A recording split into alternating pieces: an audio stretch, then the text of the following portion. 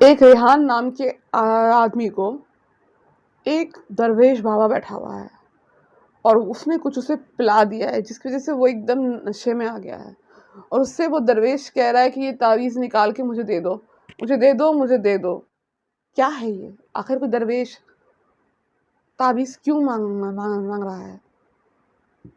तो दरवेश तो तावीज़ देते हैं, ले देते तो नहीं है। और और उस रेहान को क्या पिला दिए? वो नशे में क्यों आ गया? ये सब क्या हो रहा है? ये जानने के लिए आपको इस कहानी को पूरा सुनना होगा, जिसका नाम है शहजादी गुलनार और जिन जब्बार। ये उस कहानी का दूसरा पार्ट है। पहला पार्ट मैं डाल चुकी हूँ, उसकी लिंक भी आपको वीडियो के नीचे डिस्क्रिप्शन में मिल जाएगी। और मैं आपको बता दूं कि मैं अरेबियन नाइट्स अलिफ लैला की कहानी को एक अलग अंदाज में पेश कर रही हूँ। तो ये अलिफ लैला की कहानी की एक कहानी है। तो और वीडियो शुरू करने से पहले मेरा इंट्रोडक्शन। मैं हूँ आपकी होस्ट हफ्सा और आप देख रहे हैं Hindi fantasy stories bye Hafsa YouTube channel. तो आइए शुरू करते हैं कहानी। जब शहजाद ये कहानी सुनाती है और वो कहानी में ये बताती है कि जिन जब्बार ने शहजादी गुलनार के बाप को कुआं में डाल दिया। तो और उसी वक्त सुबह की अजान होती है। तो बादशाह शहरियार कहते आगे क्या हुआ? तो दीनाजात कहती है कि बादशाह सलामत, कहानियाँ तो रात को ही सुनी जाती है और अब सुबह की अजान हो चुकी है। अगर आपको सुनना है तो मैं आपको कल ज़रूर ये कहानी का आगे क्या हुआ ज़रूर बताऊंगी। बादशाह की कहानी का बहुत शौकीन होता है, इसीलिए वो अगली रात खुद ही दीनाजात के पास आके बैठता है और कहता है कि सुनाओ आखिर उस कहानी में आगे क्या हुआ। और फिर दीनाजात कहानी शुरू करती है। तो शहजादी गुलनार बहुत रोती है जब उसका बाप कुआं में चले जाता है। वजीर होता है जावेद। जो वजीर होता है, वजीर उसको दिलासा देता है, कहता है शहजादी साहिबा आप मत रोइए, मैं बहुत बड़े पीर आमिल जो हमारे मुल्क के उनसे जाकर मिलता हूँ, वो ज़रूर कोई ना कोई रास्ता बता देंगे जिससे बादशाह सलामत ठीक हो जाएंगे। तो वो वजीर जाकर उनके उस मुल्क के जो सबसे बड़े पीर रहते हैं उनको लेकर आता। वो बादशाह सलामत को देखते, मुराकबा करके देखते, तो वो कहते एक रास्ता तो है बादशाह सलामत के ठीक होने का, लेकिन वो बहुत मुश्किल है। यहाँ से 7 समुंदर दूर एक मुल्क है, मुल्क के गुलिस्तान जिसका नाम है। वहाँ पर एक दरख्त है, दरख्त के हयात। उस दरख्त पर एक पौधा, एक फल है। उस फल को पीस कर उसका अरक बना के अगर बादशाह को पिला दिया जाए तो बादशाह सलामत होश में आ जाएंगे और जिन जाबिर का जो जादू है वो टूट जाएगा। लेकिन वहाँ तक पहुँचना बहुत मुश्किल है, क्योंकि जिन जाबिर रोकने की ज़रूर कोशिश करेगा, रास्ते में ही रुकावटें वो डालेगा। और वहाँ पहुँचने के बाद भी उसकी हिफाजत एक जिन करता है। वो अच्छा जिन है जिसका नाम है जिन हैदर।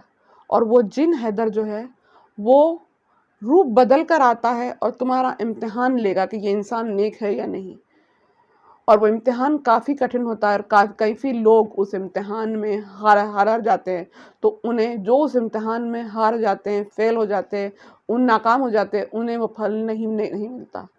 वो उस इंसान की नेकी और अच्छाई का इम्तिहान लेता है और रूप बदल के आता है, कोई अपना बन के आता है सामने। वो जिन ऐसा करके इम्तिहान लेता है। तो शहजादी गुलनार ये कहती है कि ठीक है, पूरे मुल्क में ये ऐलान करा दो कि जो भी इंसान वो मुल्क के गुलिस्तान से जाकर वो दरख़्त हयात से वो फल लेकर आएगा और मेरे अब्बा को ठीक कर देगा, उस इंसान से मैं निकाह कर लूँगी और उसे वली अल अहद बनाया जाएगा हमारी सल्तनत समरकंद का। तो ऐसा ऐलान हो जाता है। काफ़ी नौजवान आते हैं लेकिन कोई भी कामयाब नहीं होता। जितने भी जाते हैं सबको रास्ते में जिन जाबिर मार देता है, कोई भी मुल्क के गुलिस्तान तक पहुंच ही नहीं पाता। जिन जाबिर सबको रास्ते में मार देता है। इसी तरह 3 साल बीत जाते हैं। 3 साल के बाद वहाँ पर एक रेहान नाम का लड़का होता है, जो एक आमिल जो रहते, दरवेश रहते, एक आमिल रहते, उनका मुरीद रहता है। तो वो ऐसी वो बैठ के वो उनसे बातें करता रहता। तो वो कहते, तो वो आमिल उससे कहते कि देखो हमारे बादशाह का ऐसा हाल हो गया है, जितने भी नौजवान गए कोई भी काम कामयाब नहीं हो पाया इसमें। तो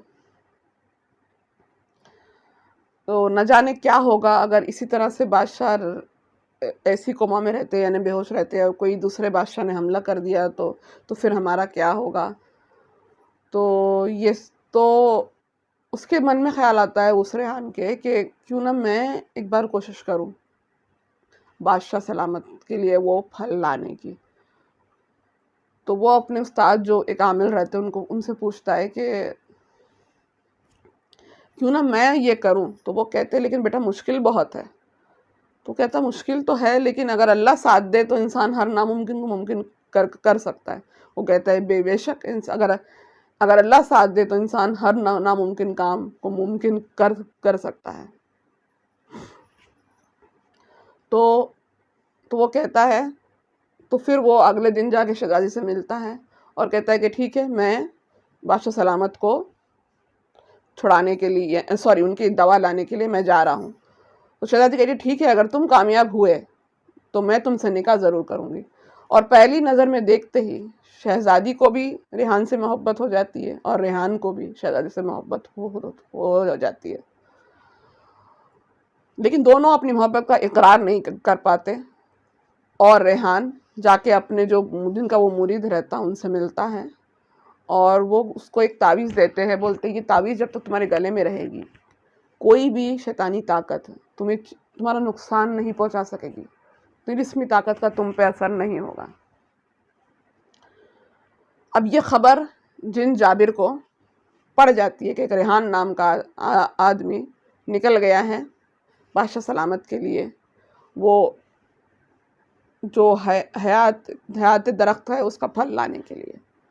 अब ये जिन जाबिर क्या करता है, एक दरवेश बनकर, दरवेश का रूप लेकर उसके पास आता है, रेहान के पास, और उससे कहता है कि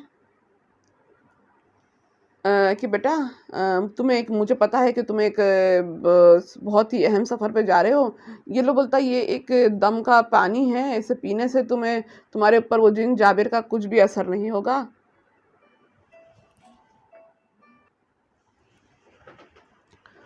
और ये पानी, और वो पानी तो बेचारा रेहान उस बात में आ जाता है और वो पानी पी लेता है। और वो पानी पीता है तो उसे एकदम से बेहोश नशा जैसा आने लगता है। और वो जो दरवेश मिलते हैं बोलते हैं ये तावीज़ निकाल के मुझे दे दो, तावीज़ निकाल के मुझे दे दो। और उसको एकदम नशा आता। और यहाँ शहजादी को अंदर दिल में बेचैनी सी होती रहती कि उसको ऐसा लगता कि ज़रूर रेहान किसी मुसीबत में। तो वो दुआ करना शुरू करती। तो जैसी वो यहाँ दुआ करना शुरू करती तो वहाँ अचानक से अजान की आवाज़ आती है। जैसी अजान की आवाज़ आती ना, रेहान ठीक हो जाता है। वो कहता मैं समझ चुका हूँ तू जिन जाबिर है।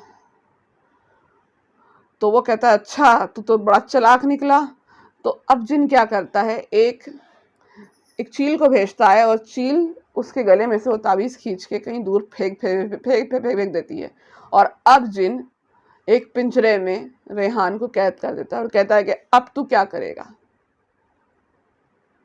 तो अब क्या होगा, क्या रेहान जा पाएगा, क्या वो ला पाएगा बादशाह सलामत के लिए उस हयात दरख्त से वो फल, क्या होगा, या रेहान भी बाकी के दूसरे लोगों की तरह मर जाएगा, क्या होगा। ये जानने के लिए तो आपको इस कहानी का आखिरी पार्ट देखना होगा।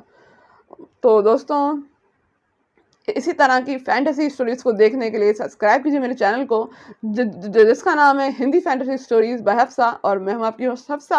और मेरे वीडियो को लाइक करें, ज़्यादा से ज़्यादा शेयर करें, और मुझे कमेंट करके बताएं कि आपको मेरी कहानी कैसी लगी। और आप मुझे दोस्तों ये भी बताना कि आपको और किस तरह की फैंटेसी स्टोरीज चाहिए। मैं आपके लिए हर तरह की फैंटेसी स्टोरीज लेके आने की पूरी को कोशिश करूँगी। और दोस्तों मैं आपको ये भी बता दूं कि मेरे 2 और स्टोरीज़ के चैनल हैं। एक का नाम है Hindi horror stories by Hafsa और एक का नाम है Hindi crime stories by Hafsa. उन दोनों की लिंक आपको वीडियो के नीचे डिस्क्रिप्शन में मिल जाएगी। और वो हॉरर स्टोरीज़ में तो खैर डाउनी स्टोरीज़ होती हैं, हॉरर स्टोरीज़ होती हैं, लेकिन जो हिंदी क्राइम स्टोरीज़ हैं वो थोड़ी-सी हटकर है, क्योंकि वो दानिश और दहाब की कहानी है। और दानिश एक प्राइवेट डिटेक्टिव है, लेकिन दहाब जो है वो उसका असिस्टेंट ज़रूर है, लेकिन वो इंसान नहीं, वो उसका एक पेट बिल्ला है जो उसके डिटेक्टिव केसेस में उसकी मदद करता है। तो वो कहानियाँ बिल्कुल हटके होती हैं। तो आप जाएँ, उन दोनों चैनल्स को भी सब्सक्राइब करें। और मेरे दोनों इंस्टाग्राम के अकाउंट भी हैं, उनकी भी लिंक आपको वीडियो के नीचे डिस्क्रिप्शन में मिल जाएगी। आप जाएँ, मुझे वहाँ भी फॉलो कर लें, वहाँ भी मैं अपनी कहानियों की अपडेट्स आपको देती रहती हूँ। तो अच्छा दोस्तों, मैं चलती हूँ, फिर मिलूंगी आपसे अगले वीडियो में। अल्लाह हाफिज़, दुआ में यही याद रखना।